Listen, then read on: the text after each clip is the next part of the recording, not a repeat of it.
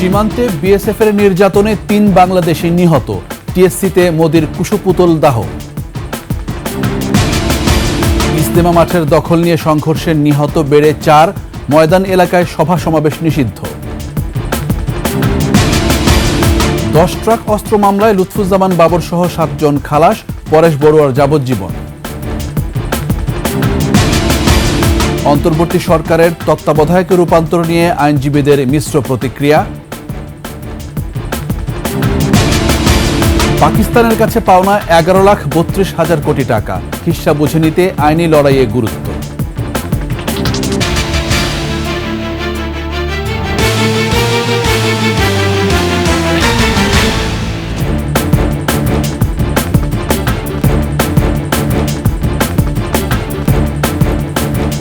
শুনছিলেন সংবাদ শিরোনাম।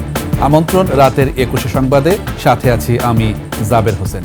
দর্শক, 21 টেলিভিশনের সংবাদ একই সাথে সরাসরি দেখতে পাবেন আমাদের ফেসবুক পেজ www.facebook.com/2124 অনলাইনে।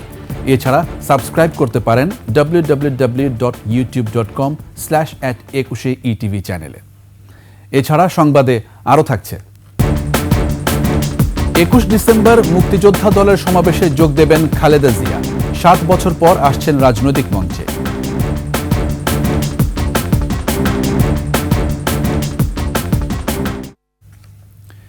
যশোরের বেনাপোল সীমান্তে ভারতীয় সীমান্তরক্ষী বাহিনী বিএসএফের নির্যাতনে 3 বাংলাদেশি নিহতের অভিযোগ উঠেছে। পুলিশ জানায়, সকালে সীমান্তের শূন্য লাইন থেকে বাংলাদেশের 30 গজ ভেতরে জাহাঙ্গীর আলম নামে একজনের মরদেহ পাওয়া যায়। পুলিশের ধারণা, পিটিয়ে এবং নির্যাতন করে হত্যা করা হয়েছে তাকে। শরীরের বিভিন্ন স্থানে আঘাতের চিহ্ন রয়েছে। পরিবার জানায়, গত রাতে চোরাচালানের উদ্দেশ্যে সীমান্তে গিয়েছিলেন জাহাঙ্গীর। অপরদিকে সাবু হোসেন সীমান্তের ইসামতি নদী দিয়ে গরু পারাপারের সময় বিএসএফের হাতে আটক হন। পরে রাতেই আহত অবস্থায় বাংলাদেশে ঢুকেন সাবু। ভোর 4টার দিকে তিনি মারা যান। এছাড়া শার্শা সীমান্ত থেকে আজ বিকেলে মেলে সাকিবুল হাসান নামে আরও একজনের মরদেহ। নিহতের স্বজনদের অভিযোগ, বিএসএফের নির্যাতনেই মৃত্যু হয়েছে তাদের।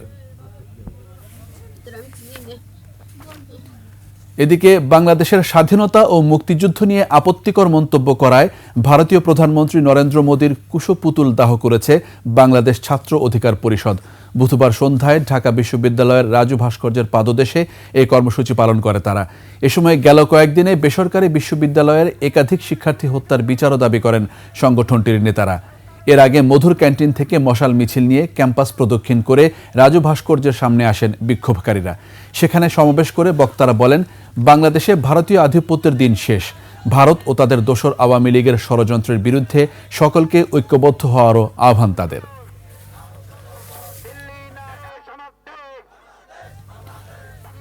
টঙ্গীর বিশ্ব ইজতেমা মাঠ দখল নিয়ে মাওলানা জুবায়ের ও সাদপন্থীদের মধ্যে সংঘর্ষে 4 জন নিহত হয়েছেন। আহত হয়েছেন শতাধিক। আহতদের মধ্যে অনেকের অবস্থা গুরুতর। গতরাত 3টার দিকে সাদপন্থীরা ইজতেমা মাঠে এলে তাদের সঙ্গে এই সংঘর্ষ হয়। অপূর্ব রায়ের তথ্যচিত্রে ডেস্ক রিপোর্ট। গতরাত 3টার দিকে সাদপন্থীরা তুরাগ নদীর পশ্চিম তীর থেকে কামারপাড়া ব্রিজ সহ বিভিন্ন সড়ক দিয়ে ইজতেমা মাঠে আসতে থাকে। এ সময় জুবায়ের অনুসারীরা তাদের বাধা দেয়। শুরু হয় দুই পক্ষের মধ্যে ব্যাপক সংঘর্ষ। ঘটনাস্থলেই 2 জন নিহত হয়, আহত হয় অন্তত শতাধিক। আমাদেরকে মাঠে ঢুকতে দিতে চায় নাই, যদিও তাদের কার্যক্রমের সময় আমরা বাধা দিই নাই। আমরা আসার সময় আমাদেরকে বাধা দিচ্ছে তারা, গাড়িগুলো বাসগুলোকে তারা আটকাই দিচ্ছে, আসতে দেয়নি। স্থানীয়দের সহায়তায় আহতদের হাসপাতালে নেওয়া হয়। ইজতেমার মাঠ ও আশেপাশের এলাকায় জোরদার করা হয়েছে নিরাপত্তা ব্যবস্থা। Yusuf Hasan Naim, desk report, 21 television. এদিকে বিশ্ব ইজতেমার মাঠে হত্যাকাণ্ডে জড়িতদের ছাড় দেওয়ার অবকাশ নেই বলে জানিয়েছেন স্বরাষ্ট্র উপদেষ্টা। দোষীদের আইনের আওতায় আনারও নির্দেশ দিয়েছেন তিনি। খুনিদের তো কোনো অবস্থায় ছাড় দেওয়ার কোনো অবকাশ নেই। আর আমার ভাইয়েরই আজকের ভিতরেই তারা একটা কেস করবেন, মানে যে 4 জন হত্যা হয়েছে তাদের জন্য, এবং তাদের সাথে সাথে আমরা যাদের পাবো, মানে যারা প্রকৃত দোষী, তাদের আমরা আইনের আওতায় নিয়ে আসব। তাবলিগ জামাতের দুই গ্রুপের সংঘর্ষ ও মৃত্যুর ঘটনাকে কেন্দ্র করে তুরাগ তীরবর্তী রাজধানীর অংশে সভা সমাবেশে নিষেধাজ্ঞা দিয়েছে ডিএমপি। এই অবস্থায় মাওলানা সাদ কান্দালভির অনুসারীরা টঙ্গীর তুরাগ তীরে বিশ্ব ইজতেমা ময়দান ছেড়েছেন। এদিকে সাদপন্থীদের সন্ত্রাসী সংগঠন আখ্যা দিয়ে নিষিদ্ধের দাবি জানিয়েছেন জুবায়েরপন্থী আলেমরা। সাদপন্থী ৩০ আলেমের বিরুদ্ধে মামলার সিদ্ধান্ত নিয়েছেন তারা। বিস্তারিত জানাচ্ছেন দীপু শিকদার। গাজীপুরে টঙ্গীর ইজতেমা ময়দানের দখল নিয়ে মাওলানা জুবায়ের ও মাওলানা সাদ অনুসারীদের মধ্যে সংঘর্ষের ঘটনা ঘিরে তুরাগ নদের তীরবর্তী রাজধানী ঢাকার অংশে সভা সমাবেশে নিষেধাজ্ঞা দিয়েছে পুলিশ।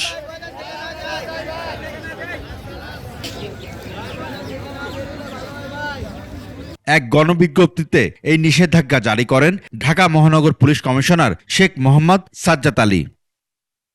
বিজ্ঞপ্তিতে বলা হয়, রাজধানীর কামারপাড়া, আব্দুল্লাহপুর, উত্তরা 10 নম্বর সেক্টর এবং সংলগ্ন তুরাগ নদের দক্ষিণ পশ্চিম এলাকায় যে কোনো প্রকার সভা সমাবেশ, মিছিল, শোভাযাত্রা, বিক্ষোভ পরবর্তী নির্দেশ না দেওয়া পর্যন্ত নিষিদ্ধ করেছে ডিএমপি।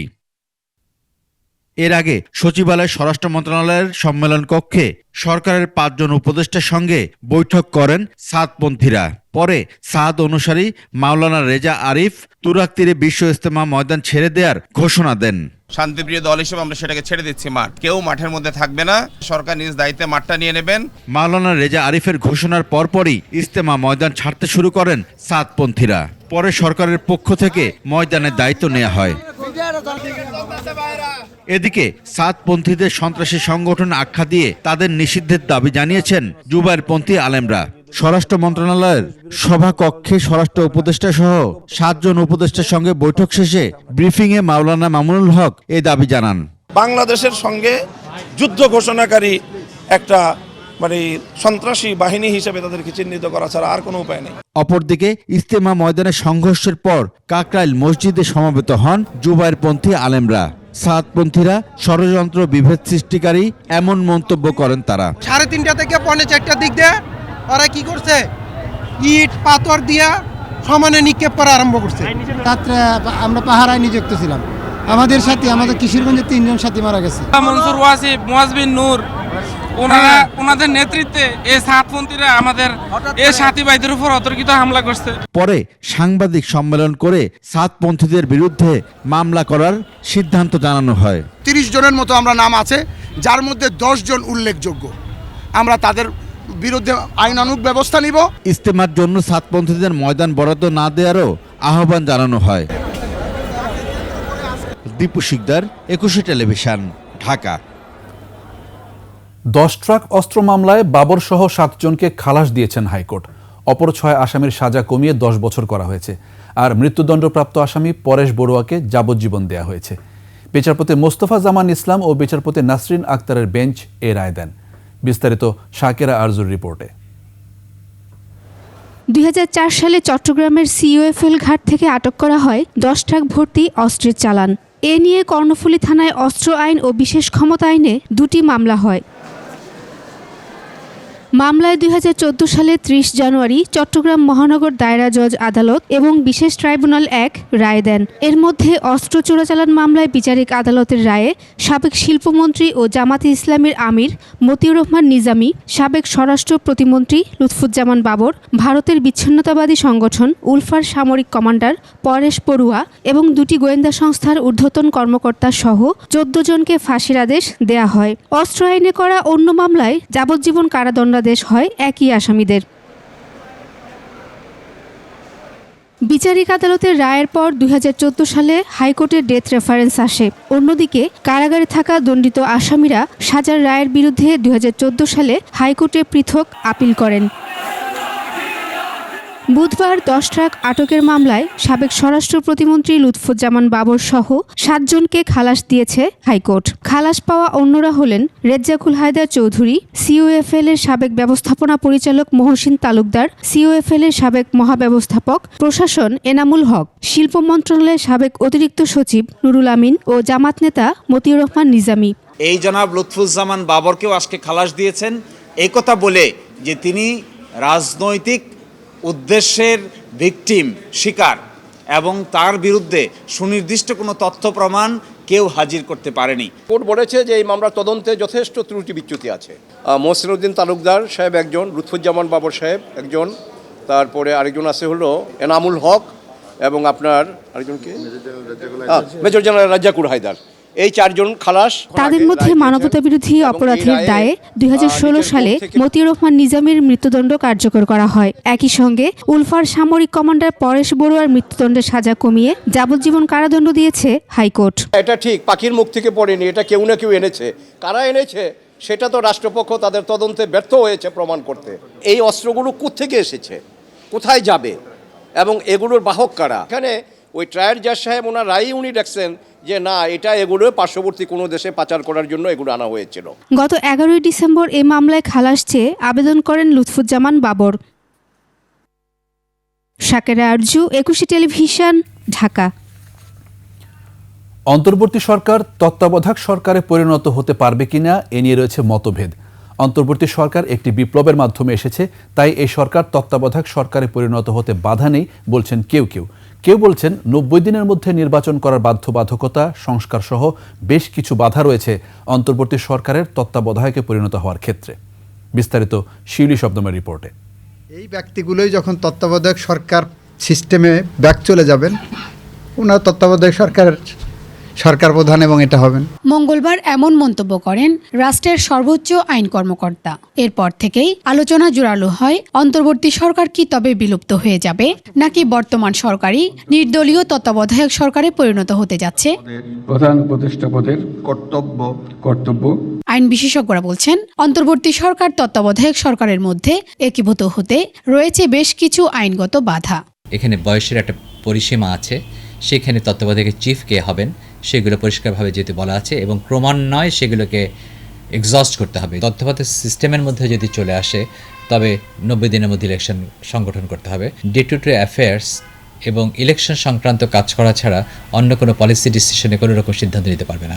সংবিধানে তত্ত্বাবধায়ক সরকার ব্যবস্থা ফিরে এলে অন্তর্বর্তী সরকার ও তাদের কার্যক্রম বিলুপ্ত হয়ে যাবে। রাষ্ট্রপতিকে আইন অনুযায়ী তত্ত্বাবধায়ক সরকার নিয়োগ দিতে হবে। নির্দলীয় তত্ত্বাবধায়ক সরকার ছাড়া কোনো নির্বাচন সঠিক হয় না, হয়নি অতীতেও, বর্তমানে হবে না, ভবিষ্যতেও হবে না। বর্তমান পরিপ্রেক্ষিতে সব কিছুর উদ্দেশ্যে তো জনস্বার্থ কোনটাকে সাপোর্ট করে সেটা যদি মনে হয় যে না বর্তমান কাঠামোতে চলে এটি বিবেচিত চলবে, আর যদি সবাই মিলে মনে করে না তত্ত্বাবধায়ক সরকার যেহেতু এসে গেছে সেটি জনগণের এতদিনের চাওয়া, সুতরাং এটাই চলবে। তবে জাতীয় সংকটকালীন অবস্থায় একীভূত হওয়া ছাড়াই অন্তর্বর্তী সরকার তত্ত্বাবধায়ক সরকারের ভূমিকা পালন করতে পারে বলে মনে করছেন এই সিনিয়র আইনজীবী। যখন প্রয়োজনের মুহূর্তে ওনার তত্ত্বাবধানে বা ওনার নেতৃত্বে যে সরকারটা গঠিত হয়েছে এই সরকারটাকে আমরা অন্তর্বর্তীকালীন সরকার বলতে পারি এবং এখনকার পরিস্থিতিতে উনি তত্ত্বাবধায়ক সরকার, কারণ উনি তো দেশকে তত্ত্বাবধান করতেছেন। সরকার ওনার তত্ত্বাবধানে আছেন, দেশ ওনার তত্ত্বাবধানে আছেন, অসুবিধা কি? আইন না থাকলেও দেশের প্রয়োজনে দায়িত্ব নিয়ে অন্তর্বর্তী সরকারের সংস্কার কাজ সহ পুরো কাঠামো বৈধতা পাবে বলেও মনে করছেন আইন বিশ্লেষকরা। কাজে ওনার বৈধতা নাই এটা আমরা বলবো না। শিউলি শবনম, একুশে টেলিভিশন, ঢাকা। দীর্ঘ 7 বছর পর কোনো রাজনৈতিক মঞ্চে আসবেন বিএনপি চেয়ারপারসন বেগম খালেদা জিয়া। তার দিক নির্দেশনামূলক বক্তব্যের অপেক্ষায় দেশের মানুষ। এত বছর পর সামনে বসে তার বক্তব্য শুনতে উজ্জীবিত দলের নেতারাও। 21 ডিসেম্বর জাতীয়তাবাদী মুক্তিযোদ্ধা দলের সমাবেশে প্রধান অতিথি হিসেবে উপস্থিত থাকতে পারেন খালেদা জিয়া। তাই শুধু শারীরিকভাবে নয়, মানসিকভাবেও অধিক প্রাঞ্জল তিনি, বলছেন বিএনপির সিনিয়র নেতারা। আরও জানাচ্ছেন প্রণব চক্রবর্তী। 2017 সালের 12 নভেম্বর ঢাকায় সোহরাওয়ার্দী উদ্যানে বিএনপি নেত্রী বেগম খালেদা জিয়ার সর্বশেষ কোনো সমাবেশে যোগদান। এরপর রাজনীতির মারপ্যাচে বেগম খালেদা জিয়াকে রাজনীতি থেকে দূরে রাখতে উদ্দেশ্যমূলকভাবে দেয়া হয়েছে দুর্নীতির মামলা। বিচারের নামে 2 মামলায় খালেদা জিয়াকে কারাদণ্ড দেয়া হয়েছিল তৎকালীন ফ্যাসিস্ট আওয়ামী লীগ সরকারের সময়। জনগণ থেকে বিচ্ছিন্ন রাখতে চরম অসুস্থতায়ও 2 বছরের বেশি সময় তাকে রাখা হয়েছে কারাবন্দী। দীর্ঘ 1 যুগ পর গত 21 নভেম্বর সশস্ত্র বাহিনী দিবস উপলক্ষে সেনাকুঞ্জে সংবর্ধনা অনুষ্ঠানে যোগ দেন বেগম খালেদা জিয়া। নেতাকর্মী আর সর্বস্তরের মানুষের ভালোবাসায় সিক্ত ছিলেন তিনি। 21 ডিসেম্বর কোনো রাজনৈতিক কর্মসূচিতে যোগ দিতে যাচ্ছেন বেগম খালেদা জিয়া। মহান বিজয় দিবস উপলক্ষে বঙ্গবন্ধু আন্তর্জাতিক সম্মেলন কেন্দ্রে জাতীয়তাবাদী মুক্তিযোদ্ধা দল ওই সমাবেশের আয়োজন করছে। শারীরিক যে অবস্থা তার জন্য মানসিক শক্তি অনেক বেশি। তাকে অনুরোধ করেছি, উত্তর বলেছেন আপনারা করেন, আমার শরীর ভালো থাকলে আমি যাবো আপনাদের মধ্যে। আমাদেরকে উনি ধারণ করেছেন ওনার বুকে। দীর্ঘদিন পর প্রিয় নেত্রীর বক্তব্য তৃণমূলের নেতাকর্মীকে আরও উজ্জীবিত করবে আশা কেন্দ্রীয় নেতাদের। জাতিকে ঐক্যবদ্ধ রাখার জন্য এবং বাংলাদেশের স্বাধীনতা সার্বভৌমত্বকে আমরা যাতে সুসংহত রাখতে পারি এবং যে কোনো রকমের হুমকি থেকে আমরা রক্ষা করতে পারি, সেই জন্য তিনি জাতিকে অনুপ্রাণিত করবেন এবং দিক নির্দেশনা দেবেন। দীর্ঘদিন যেহেতু শারীরিক নানা জটিলতায় অসুস্থ বেগম জিয়া, তাই অনুষ্ঠানের আগে তার সুস্থতার প্রার্থনা নেতাদের। যিনি গণতন্ত্রের জন্য নিজের জীবনের বিনিময়ে লড়ে গেছেন, এই মানুষটা আজকে একটা পাবলিক অ্যাপিয়ারেন্স ওনার হতে যাচ্ছে। এটা তো সারা দেশের মানুষ সেটা অপেক্ষা করছে। বিএনপির নেতাকর্মীরা জ্বলে পুড়ে খাঁটি সোনায় পরিণত হওয়ার পেছনে বেগম খালেদা জিয়ার অবদান আছে, তারেক রহমান সাহেবের প্রেরণা আছে। সমাবেশে যোগ দিতে সারা দেশ থেকে ঢাকায় আসবেন মুক্তিযোদ্ধারা। সব ঠিক থাকলে বিএনপির ভারপ্রাপ্ত চেয়ারম্যান তারেক রহমানও লন্ডন থেকে ভার্চুয়ালি যুক্ত হবেন ওই সমাবেশে। বিশ্বাস করি যে আমাদের দলের যারা নেতাকর্মীরা আছে তারা এই প্রোগ্রামটা সুন্দর এবং সফলভাবে করতে সহায়তা করবেন। প্রণব চক্রবর্তী, 21 টেলিভিশন, ঢাকা। 31 দফা সফল করেই সকল ষড়যন্ত্রের জবাব দেওয়া হবে বলে মন্তব্য করেছেন বিএনপির ভারপ্রাপ্ত চেয়ারম্যান তারেক রহমান। রাষ্ট্র কাঠামো মেরামতের 31 দফা ও জনসম্পৃক্তি বিষয়ে টাঙ্গাইল জেলা, গাজীপুর ও নারায়ণগঞ্জ মহানগরের প্রশিক্ষণ কর্মশালায় ভার্চুয়ালি যোগ দিয়ে তিনি এই মন্তব্য করেন। বলেন, ভোটের মাধ্যমে জনগণের আস্থা অর্জন করতে হবে। আগামী নির্বাচন অতীতের যে কোনো নির্বাচনের চেয়ে অনেক কঠিন হবে, সেজন্য দলের নেতাকর্মীদের প্রস্তুত থাকার আহ্বান জানান তারেক রহমান। আমাদেরকে যদি জবাব দিতে হয়, আমাদের 31 দফা যদি আমরা সফল করতে পারি তাহলেই জবাব দেওয়া হবে। দেশি এবং বিদেশি ষড়যন্ত্রকারী যারা চায় না এদেশে গণতন্ত্র প্রতিষ্ঠিত হোক, যারা চায় না এই দেশের মানুষ স্বাবলম্বী হোক, আমরা যদি মানুষের ভোটের অধিকারকে প্রতিষ্ঠিত করতে পারি তাহলেই তাদেরকে আমাদের জবাব দেওয়া হবে। তাদেরকে আমরা জবাব দেব আমাদের কায়দায়। কি সেই কায়দা? যা শহীদ জিয়া করতে চেয়েছিলেন দেশ এবং দেশের মানুষের জন্য, সেই কাজটি করা। অখণ্ড পাকিস্তানের মোট সম্পদের প্রায় $4.5 বিলিয়ন ছিল পূর্ব পাকিস্তানের। স্বাধীনতার 53 বছর পর সুদ সহ হিসাব করলে এখন মোট পাওনা অর্থের পরিমাণ দাঁড়িয়েছে প্রায় $94 বিলিয়ন মার্কিন ডলার, বাংলাদেশি টাকায় যা 11,32,000 কোটি টাকার বেশি। স্বাধীন হওয়ার পর 1974 সালে সেই পাওনা আদায়ের আওয়াজ উঠলেও সাড়া মেলেনি। তবে নতুন কূটনৈতিক সম্পর্কের খাতিরে দাবি উত্থাপনের পরামর্শ বিশেষজ্ঞদের। অন্যথায় হিস্সা বুঝে নিতে আন্তর্জাতিক ফোরামে আইনি লড়াইয়ের বিকল্প নেই। রিপোর্টে আরও জানাচ্ছেন আকবর হোসেন সুমন। বাংলাদেশ স্বাধীন হবার পর 1974 সালে পাকিস্তানের প্রেসিডেন্ট জুলফিকার আলী ভুট্টো ঢাকায় এলেন। শেখ মুজিব তার কাছে ন্যায্য পাওনা হিসেবে $400 কোটি দাবি করেন। কৌশলে সেই দাবি এড়িয়ে যান ভুট্টো। পররাষ্ট্র মন্ত্রণালয়ের সূত্র অনুযায়ী অখণ্ড পাকিস্তানে শুধু পূর্ব পাকিস্তানের সম্পদ ছিল $4.32 বিলিয়ন। সুদসহ 53 বছরে বাংলাদেশের কাছে পাকিস্তানের দেনার পরিমাণ দাঁড়িয়েছে $94.34 বিলিয়ন, বাংলাদেশি মুদ্রায় প্রায় 11,32,036 কোটি টাকা। হিসাবের ক্ষেত্রে সুদের হার ধরা হয়েছে 6%। তৎকালীন পাকিস্তান সরকারের পরিসংখ্যান অনুযায়ী 4 পদ্ধতিতে বাংলাদেশের পাওনা দাবি যৌক্তিক। জনসংখ্যা নীতির ভিত্তিতে 56% সম্পদ, সমতার ভিত্তিতে 50%, বৈদেশিক মুদ্রানীতির ভিত্তিতে তৎকালীন পূর্ব পাকিস্তান কর্তৃক অর্জিত মোট বৈদেশিক মুদ্রা আয়ের বিপরীতে 54%, এছাড়া সমগ্র বাংলাদেশের সম্পদের অনুপাতের নীতির ভিত্তিতে 44% দাবি করতে পারে বাংলাদেশ। তৎকালীন পাকিস্তানের অংশ হিসেবে সম্পদের অধিকার আলোচনার মাধ্যমে আদায়ের পরামর্শ বিশেষজ্ঞদের। আমরা যা চাইলাম পাকিস্তান যে সেটা গ্রহণ করবে অথবা পাকিস্তানিরা যা বলবে সেটাই যে আমরা গ্রহণ করবো তা তো নয়।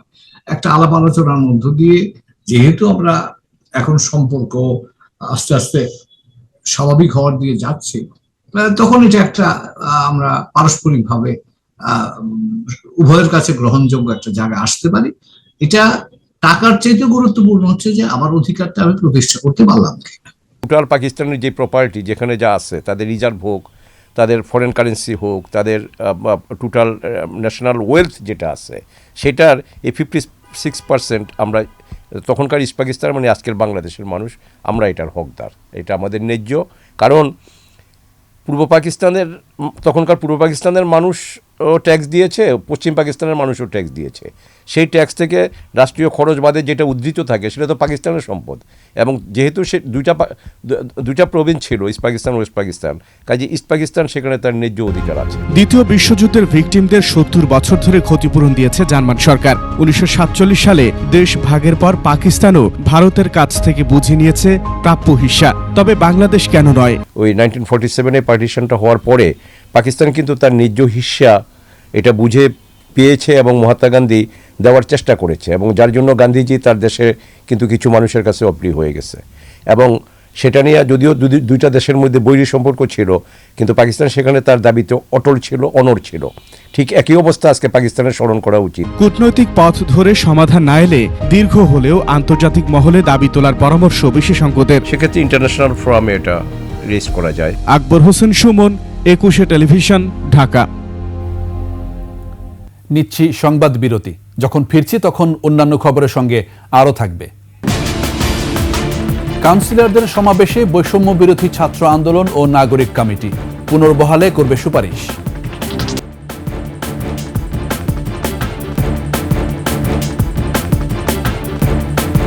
আবার আমন্ত্রণ রাতের 21 সংবাদে। মিশর সফরে থাকা প্রধান উপদেষ্টা অধ্যাপক মোহাম্মদ ইউনুস বলেছেন, মিয়ানমারের রাখাইন রাজ্যে সাম্প্রতিক সহিংসতার প্রেক্ষাপটে গত কয়েক মাসে 80,000-এর বেশি রোহিঙ্গা বাংলাদেশে প্রবেশ করেছে। কায়রোতে মালয়েশিয়ার উচ্চশিক্ষা বিষয়ক মন্ত্রী ডক্টর জামব্রি আব্দুল কাদিরের সঙ্গে মতবিনিময়ে প্রধান উপদেষ্টা রাখাইনের বাস্তুচ্যুতদের জন্য জাতিসংঘের তত্ত্বাবধানে একটি সেফ জোনের কথাও বলেছেন। এ সময় মালয়েশিয়ার শ্রমবাজারে বাংলাদেশিদের কাজের সুযোগ এবং আসিয়ানে বাংলাদেশের সম্ভাব্য যোগদানের বিষয়ে আলোচনা হয়। এর আগে 11তম D8 সম্মেলনে অংশ নিতে বুধবার স্থানীয় সময় সকাল 11টায় কায়রো পৌঁছান ডক্টর ইউনুস। বিমানবন্দরে তাকে স্বাগত জানান মিশরের পাবলিক বিজনেস সেক্টর মন্ত্রী মোহাম্মদ শিমি। এই সম্মেলনের সাইডলাইনে বেশ কয়েকটি বৈঠকে অংশ নেবেন প্রধান উপদেষ্টা।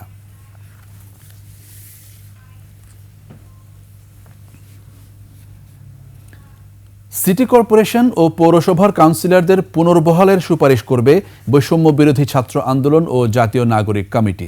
জাতীয় প্রেস ক্লাবে কাউন্সিলরদের সমাবেশ থেকে এই ঘোষণা দেন দুই সংগঠনের শীর্ষ নেতারা। সম্ভাব্য নতুন রাজনৈতিক দলকে সহযোগিতা করতে কাউন্সিলরদের আহ্বান জানিয়েছে নাগরিক কমিটি। সেই সঙ্গে ফ্যাসিবাদের বিচার না হওয়া পর্যন্ত নির্বাচন হবে না বলেও হুঁশিয়ারি দেন তারা। বিস্তারিত জানাচ্ছেন দীপু শিকদার। 5 আগস্ট আওয়ামী লীগ সরকারের পতনের পর অন্তর্বর্তী সরকার দেশের 12টি সিটি কর্পোরেশন ও 323 পৌরসভার কাউন্সিলরদের অপসারণ করা হয়। প্রায় 4 মাস পর অপসারিত সেই কাউন্সিলররা সমাবেশ করেন জাতীয় প্রেস ক্লাবে। বাংলাদেশ সিটি ও পৌর কাউন্সিলর অ্যাসোসিয়েশনের ব্যানারে এই সমাবেশ থেকে কাউন্সিলররা নিজেদের পুনর্বহালের দাবি জানান। আপনি হাফ টাইমে বলেন যে তোমরা বাদ চলে যাও, তোমরা দোষী, এরকম তো হতে পারে না। আপনারা আমাদেরকে পুনর্বহাল করেন, আপনাদের সকল দাবির প্রতি আমরা একাত্মতা ঘোষণা করব।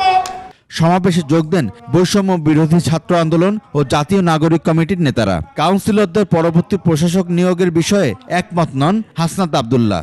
দ্রুত সমস্যা সমাধান করতে স্থানীয় সরকার উপদেষ্টাকে অনুরোধ করা হবে বলে জানান তিনি।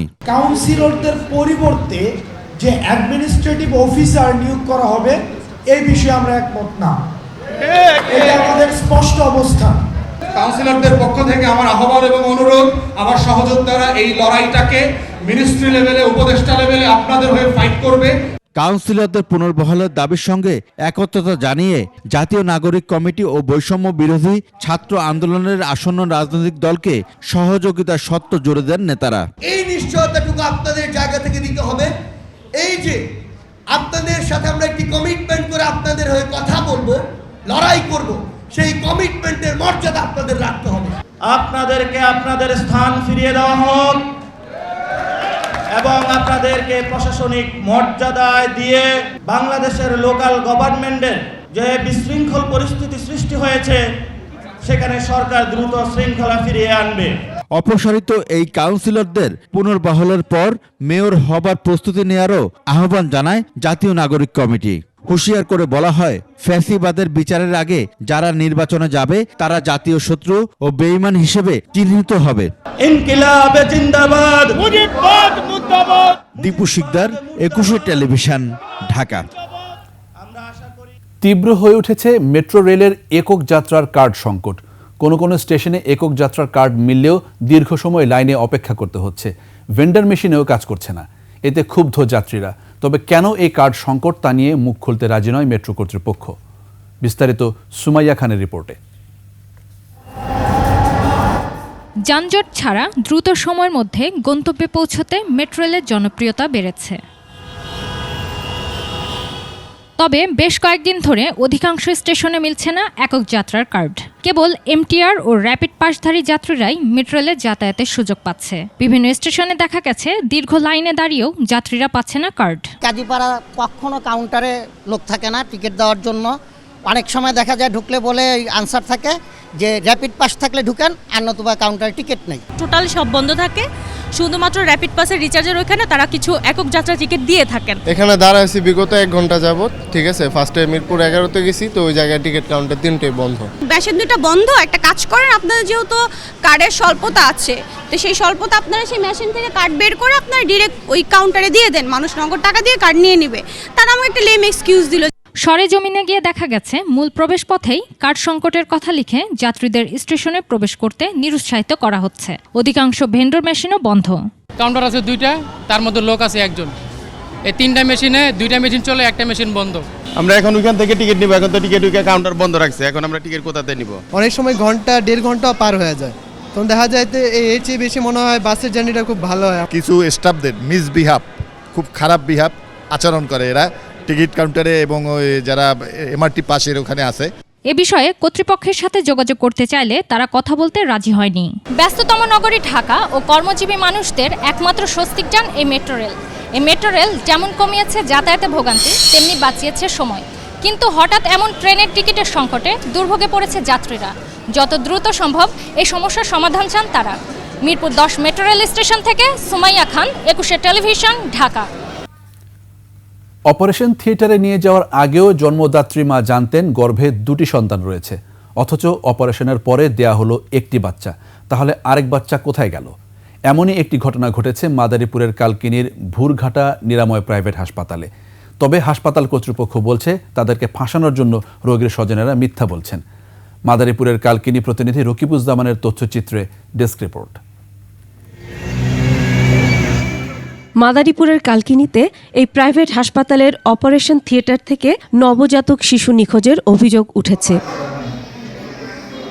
স্বজনরা জানায়, মাদারীপুরের ডাসার উপজেলার পূর্ব কমলাপুর গ্রামের ফয়সাল সর্দার তার গর্ভবতী স্ত্রী আয়েশা আক্তারকে নিয়ে কালকিনির নিরাময় প্রাইভেট হাসপাতালে আসেন। সেখানে ওই রোগীর আল্ট্রাসোনোগ্রাম করে যমজ বাচ্চা থাকার বিষয়টি নিশ্চিত করেন এবং তাদেরকে সিজার করার পরামর্শ দেন। পরে গর্ভবতী মা আয়েশা আক্তারের সিজার হয় এবং স্বজনদেরকে যমজ বাচ্চার পরিবর্তে একটি বাচ্চা দেয়া হয়। এতে ক্ষিপ্ত হয়ে ওঠেন স্বজনরা। একাধিক আল্ট্রাসোনোগ্রামের রিপোর্টে 2 বাচ্চা দেখা গেলেও অপারেশনের পর আরেকটি বাচ্চা কোথায় গেল সেই প্রশ্ন তাদের। সিজারে নিচে নিয়ে একটা বাবু বাইর করছে, বাইর করে বলে একটা বাবু হইছে, মানে বাইর করছে 2টা। আমি দেখছি টিভির মতো দেখাইলো 2টা বাবু, তাই 2টা বাবু একালে সিজার করতে যাই একালে ওটিতে বইয়া কি 2টা বাবু আর একটা বাবু চলে যেতে পারে? আমার 2টা বাচ্চা বইলে আমার একটা বাচ্চা ফেরত দিল, আবার 8টা বাচ্চা গেল কই? আমার এটাই দাবি। তবে হাসপাতাল কর্তৃপক্ষের দাবি তাদেরকে ফাঁসানোর জন্য স্বজনেরা মিথ্যে কথা বলছেন। আলটা করে পাইছি একটা বেবি, একটা তাদেরকে দেওয়া হয়েছে। হ্যাঁ, এইটা হলো যে কোনো ষড়যন্ত্রমূলক করা হয়েছে। স্বজনদের অভিযোগকে উড়িয়ে দেন কর্তব্যরত চিকিৎসকও। আগের একটা আলট্রা করে নিয়ে আসছে, সেখানে টুইন প্রেগন্যান্সি দেখানো হয়েছিল। সেটার পরিপ্রেক্ষিতে আমি যখন আলট্রা করছি, আমি সেখানে সিঙ্গেল একটা হচ্ছে আপনার ফেটাস পাইছি। যেটা সম্পূর্ণ ডাটা আমার হচ্ছে আপনার আলট্রা মেশিনেও আছে। এদিকে ভুক্তভোগী পরিবার তাদের সন্তান ফিরিয়ে দেওয়ার দাবি জানিয়ে কালকিনি থানায় লিখিত অভিযোগ দিয়েছেন। পুলিশ বলছে তদন্ত করে নেওয়া হবে আইনগত ব্যবস্থা। গত রাতেই আমি একজন সাব ইন্সপেক্টরকে এটা তদন্তে পাঠাই এবং আজকে সকালে বিষয়টা আমি নিজে আসি। আমাদের তদন্ত সাপেক্ষে আইনগত ব্যবস্থা নেওয়া হবে।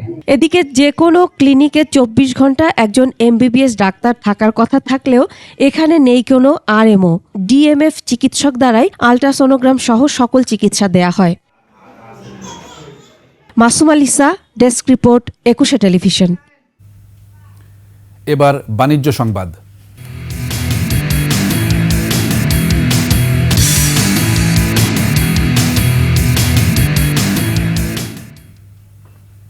ইসলামী ব্যাংক বাংলাদেশ পিএলসি প্রবাসী কল্যাণ ও বৈদেশিক কর্মসংস্থান মন্ত্রণালয় প্রদত্ত রেমিটেন্স অ্যাওয়ার্ড 2024 লাভ করেছে। বুধবার রাজধানীতে আন্তর্জাতিক অভিবাসী দিবস ও জাতীয় প্রবাসী দিবস উপলক্ষে আয়োজিত অনুষ্ঠানে প্রবাসী কল্যাণ ও বৈদেশিক কর্মসংস্থান মন্ত্রণালয়ের উপদেষ্টা ডক্টর আসিফ নজরুল এবং স্থানীয় সরকার উপদেষ্টা আসিফ মাহমুদ সজীব ভুঁইয়ার কাছ থেকে এই পুরস্কার গ্রহণ করেন ব্যাংকের ম্যানেজিং ডিরেক্টর মোহাম্মদ মুনিরুল মাওলা। এ সময় অন্যদের মধ্যে উপস্থিত ছিলেন ব্যাংকের deputy managing director Mohammad Rafiqul Islam, executive vice president Mohammad Masud ও মোহাম্মদ ইয়াহিয়া এবং senior vice president Mohammad Shahadatullah. 2023-24 অর্থ বছরে সর্বোচ্চ রেমিটেন্স আহরণ করায় ইসলামী ব্যাংক এই পুরস্কার লাভ করেছে।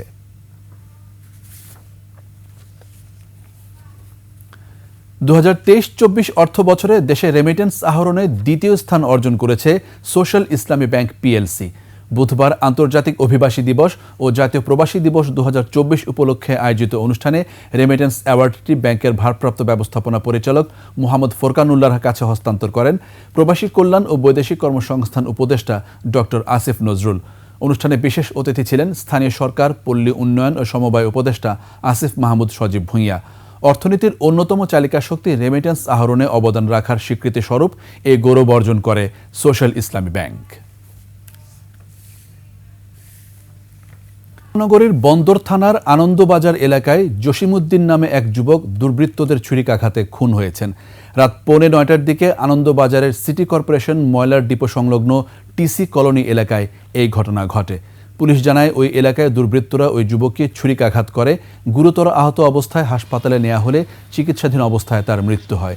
এই ঘটনায় নিহতের পরিবারের পক্ষ থেকে মামলা প্রক্রিয়াধীন আছে। পুলিশ জানায় জড়িতদের গ্রেফতারে অভিযান চলছে। স্থানীয়রা জানিয়েছেন নিহত জসিমউদ্দিন আরাফাত রহমান কোকো ক্রীড়া পরিষদের সদস্য। শেষ করছি রাতের 21 সংবাদ। যাবার আগে সংবাদ শিরোনামগুলো আরও একবার। সীমান্তে বিএসএফের নির্যাতনে 3 বাংলাদেশি নিহত। টিএসসিতে মোদির কুশপুতুল দাহ। ইজতেমা মাঠের দখল নিয়ে সংঘর্ষে নিহত বেড়ে 4। ময়দান এলাকায় সভা সমাবেশ নিষিদ্ধ। 10 ট্রাক অস্ত্র মামলায় লুৎফুজ্জামান বাবর সহ 7 জন খালাস। পরেশ বড়ুয়ার যাবজ্জীবন। অন্তর্বর্তী সরকারের তত্ত্বাবধায়কে রূপান্তর নিয়ে আইনজীবীদের মিশ্র প্রতিক্রিয়া। পাকিস্তানের কাছে পাওনা 11,32,000 কোটি টাকা হিস্সা বুঝে নিতে আইনি লড়াইয়ে গুরুত্ব।